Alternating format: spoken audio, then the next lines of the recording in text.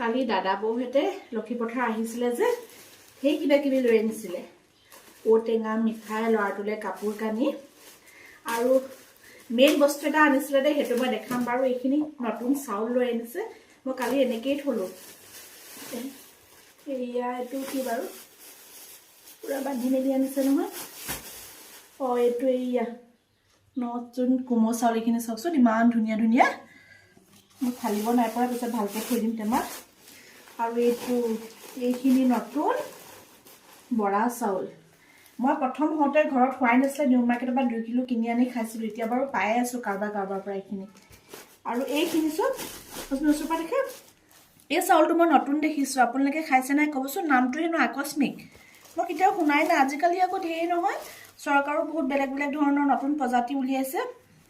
এইবোৰ কিবা আকস্মিক বোলে তাকে ভাবিছোঁ এইটো আজি খাই চাওঁ ঘৰৰ নতুন চাউল যে খাই একেবাৰে ভাল পোৱা নাই টান হৈ যায় অকণমান ঠাণ্ডা হ'লে গৰম হ'লেও মানে পানীটো জোখ মিলাবও জানানে আজি ভাবিছোঁ এইটোৱে খাই যাওঁ আৰু যিহেতু আজি সত্যজিৎ পিকনিক গৈছে আমাকো বোলে মাংস মাছ আনি ভালকৈ খোৱা আৰু কালি মোৰ অলৰেডি মাংস চাংস থাকিলেই